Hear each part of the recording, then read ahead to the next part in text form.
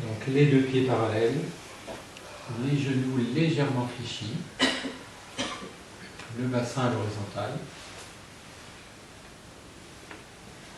Et on va laisser tomber la tête, les épaules, les bras.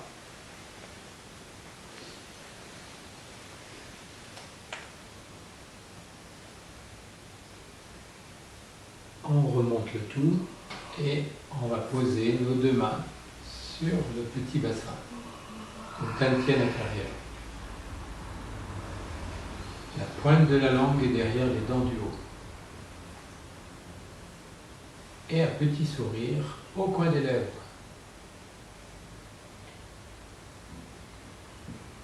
Donc nos deux mains vont se séparer et vont aller laisser monter l'énergie de la Terre. Donc tout doucement, cette énergie monte, elle pousse la paume des mains. On va franchir la ligne des ombilicales.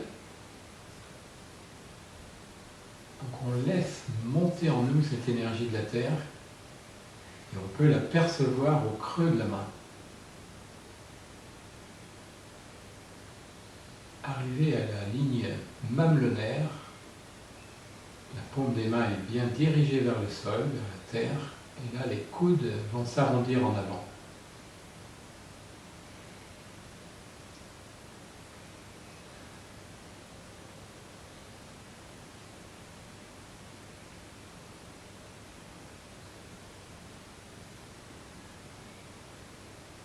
Et là, on peut percevoir avant de descendre que cette énergie de la Terre, elle a envie de pousser les mains vers le haut. Donc on a besoin d'appuyer sur cette énergie. Donc on appuie avec la paume des mains, avec les avant-bras. Et on va descendre. Et on descend toute cette énergie jusqu'au niveau de notre bassin.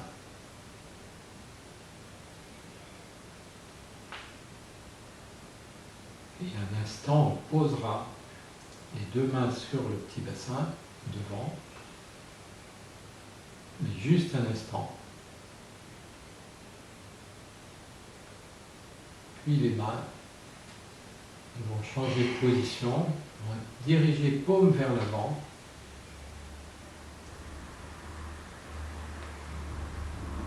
Et on va monter en direction de l'énergie du ciel. Arrivé à la ligne mamelonnaire, la paume des mains est bien dirigée vers le ciel et on embrasse l'énergie du ciel. Et si on veut, on peut même aller regarder cette énergie du ciel, le grand ballon qu'on peut avoir. Et là, on fait la douche. Et on va redescendre toute cette énergie jusqu'aux pieds.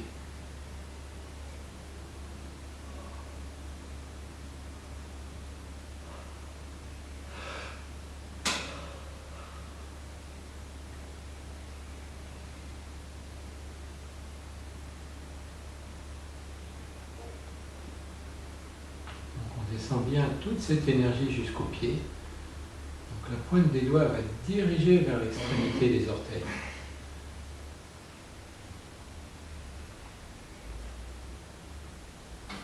Puis on remonte, donc une deuxième fois, et là, la paume des mains va être dirigée vers le sol.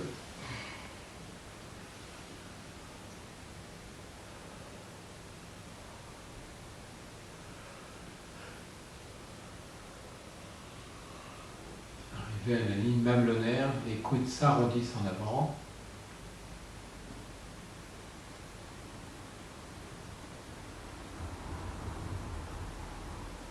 Et on va redescendre toute cette énergie de la Terre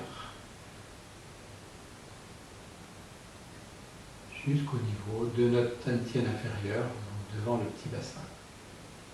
On appuie bien sur cette énergie.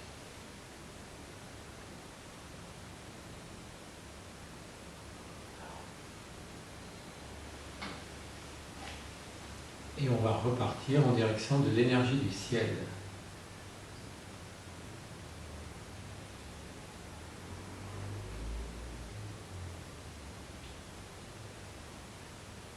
main dirigée vers le ciel. On embrasse cette énergie du ciel.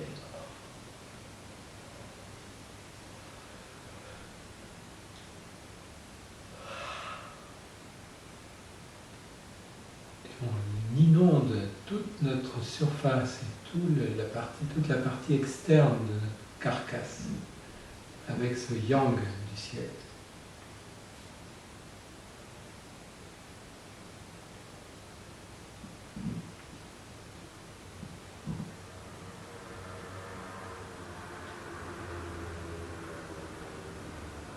Toute cette énergie du ciel, on l'envoie jusqu'à l'extrémité des pieds.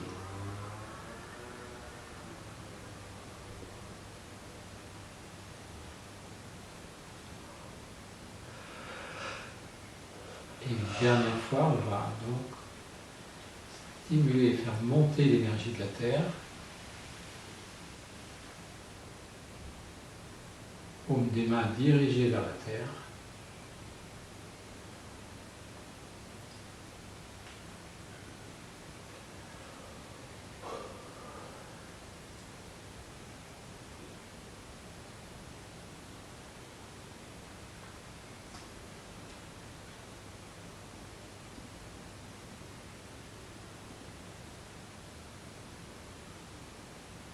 Appuie bien sur cette énergie de la Terre, car elle a envie de monter. Donc nous, on veut la faire descendre pour l'emmagasiner dans notre petit bassin.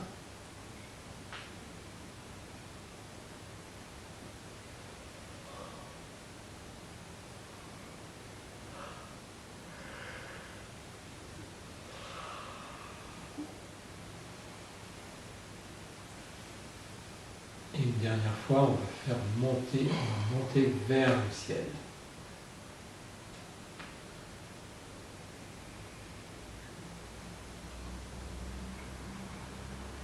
Et là, on reçoit toute cette énergie yang.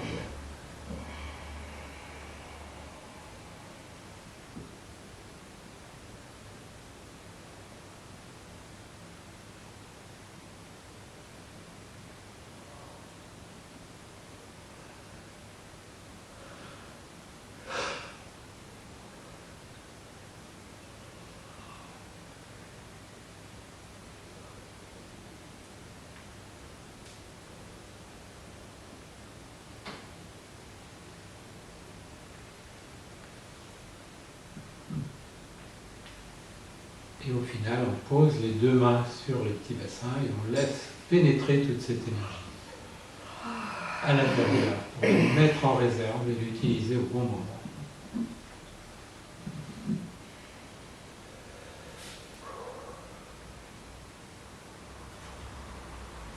Puis nos deux mains descendent devant les cuisses et on va libérer tout ce qui reste dans nos mains pour que ça circule à nouveau dans les méridiens, en direction des organes.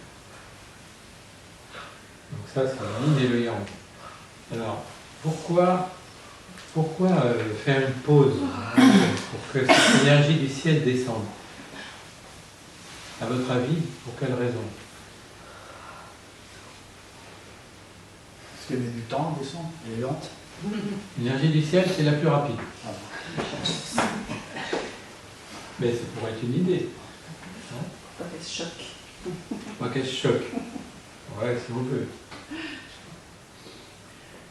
Non, c'est parce que à l'extérieur de notre corps, hein, c'est pour ça que je fais volontairement ce mouvement, à l'extérieur de notre corps, sur une certaine distance, même surface, on a de l'énergie. On a de cette énergie yang. Hein, autour de moi, j'ai cette énergie yang. Et le yang, c'est l'énergie qui nous défend. Qui nous défend contre les autres, hein, mais qui nous défend surtout contre les intempéries. Donc contre l'excès de froid, l'excès d'humidité, l'excès de chaleur, l'excès de vent, enfin tout ce qu'on veut. Hein. Donc vous pouvez bouger un peu là quand même. Donc on a besoin d'entretenir cette énergie externe pour éviter d'être attaqué aussi, même par les virus, par les bactéries, par tout ce qu'on veut. Et lorsqu'on a donc les deux mains comme ça, en fait, on laisse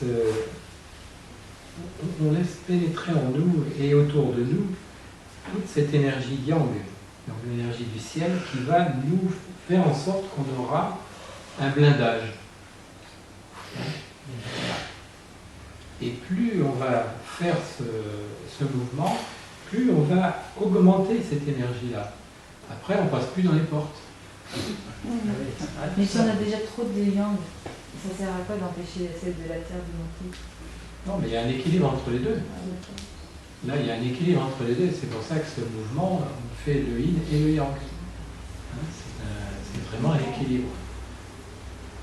Mais ce dont on a besoin surtout, c'est que ce yang soit bien à l'extérieur. Quand on dit on a trop de yang, c'est qu'on a trop de yang dans sa tête. Et c'est ça. Et là, ce que l'on veut, c'est que ce yang soit réparti tout autour. C'est notre énergie de défense. Et les personnes qui sont perpétuellement enrhumées, qui attrapent des coups de froid sans arrêt, etc., enfin bon, sont des personnes dont ce yang est tellement rétréci qu'il est comme ça, quoi. C'est une feuille de papier à cigarette. Donc évidemment, un virus qui arrive, il a pénétré. On dit que si à cette épaisseur-là, le virus il va arriver, il fait demi-tour. Non, enfin, je fais une image, c'est une image, mais vous pensez bien que c'est une image. Non, on les voit.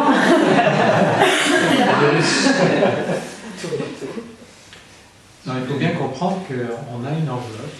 Cette enveloppe, elle est plus large que notre corps. Et ça va au-delà de la peau. C'est plus large. Et certaines personnes, cette enveloppe, elle est très très petite. Alors après, il y a aussi des techniques aussi. Il y a des personnes dont cette enveloppe est toute d'un côté. C'est pour ça qu'ils ont du mal à franchir certaines portes. Parce que ils vont toujours se buter du même côté. Mais ce n'est pas la porte qui est trop étroite, c'est leur énergie qui est déplacée. Donc à ce moment-là, il faut faire l'union au niveau de cette énergie. Et comment on fait cette union? Un mouvement qu'on a déjà fait l'autre fois. Le fameux 8. Pour unir le côté droit et le côté gauche. C'est-à-dire qu'on est là. Ça c'est très intéressant pour les enseignants. Ça. Parce que ça permet d'unir le cerveau droit et le cerveau gauche. Donc on fait un 8, une boucle d'un côté, on suit avec les yeux, et une boucle de l'autre. Ça fait un 8 horizontal. Et ça, on le fait une douzaine de fois de suite pour bien unir les deux hémisphères cérébraux. C'est un infini plutôt. Comment? C'est le symbole de l'infini. C'est le symbole de l'infini aussi, oui, c'est vrai. Pourquoi pour les enseignants? Pour les enseignants, parce que ça c'est quelque chose qui devrait être fait dans tous les collèges, dans toutes les écoles maternelles. Donc on devrait donner un crayon aux enfants et leur dire voilà, tiens, tu fais ça, avec un crayon. Voilà. Comme ça. Et avec les deux mains. Et on suit le regard. Et c'est un jeu aussi, ça peut être un jeu avec des enfants. C'est quand même important d'unir nos deux hémisphères cérébraux. On a des résultats scolaires qui sont supérieurs en faisant ça. Peut-être pas que scolaire. Pas que scolaire. Mais ceux qui font du sport, en foot par exemple. En foot, c'est important parce que ça permet aussi d'avoir un équilibre entre la droite et la gauche. Voilà. Donc si vous ne passez pas bien dans les portes à un moment ou à un autre, au bout de la troisième fois que vous serez buté dans une porte la même journée, vous direz « Ah, j'ai déjà entendu ça quelque part », c'est que tout est déplacé vers la droite. Là. Je pense à 8. Il faut que je fasse un 8 pour équilibrer. Après, si vous passez dans les mêmes portes, vous serez étonné de ne pas vous cogner.